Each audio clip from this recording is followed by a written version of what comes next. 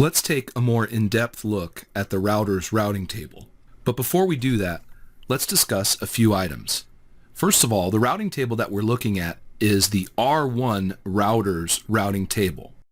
The router has 3 connected networks.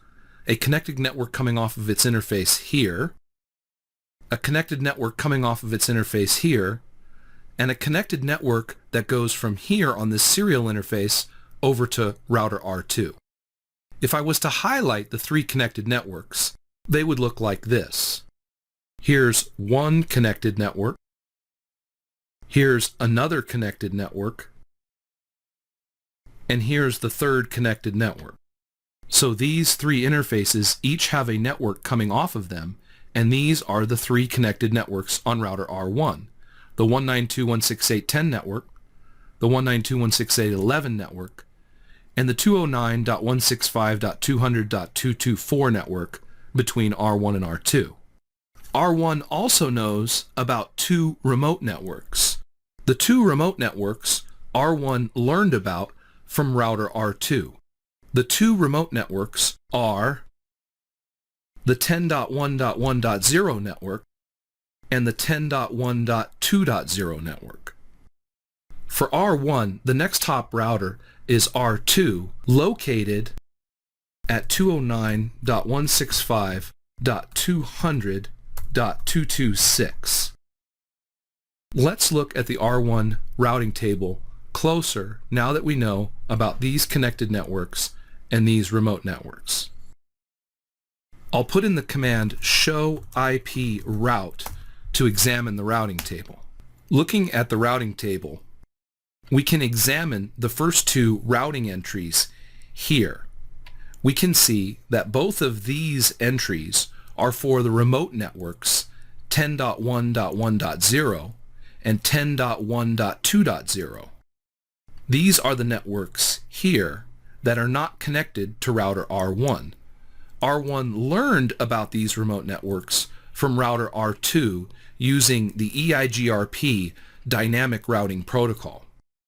We can see that here by the D at the beginning, which stands for EIGRP, or the dual algorithm that's used by EIGRP. Now, if we examine these 2 routing entries, we see the destination network, the subnet mask, and then this number is the administrative distance or the trustworthiness of the route, and this is the metric or rating of the route. Then we can see that to reach the 10.1.1.0 network, we need to go through the next hop router via IP address 209.165.200.226. This is that next hop address. In other words, if we want to get to this network up here, we need to go through router R2, whose IP address is 209.165.200.226.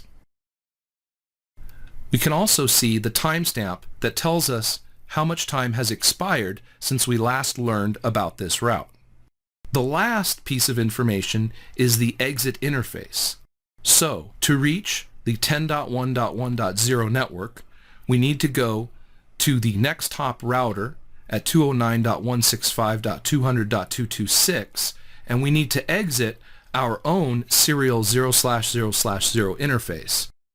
That's this interface here on router R1.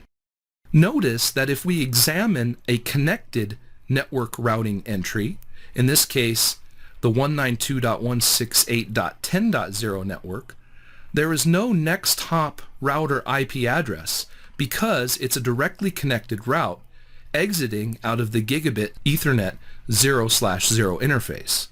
Notice that the 192.168.11.0 network, which is also a connected route, exits the gigabit 0/1 interface.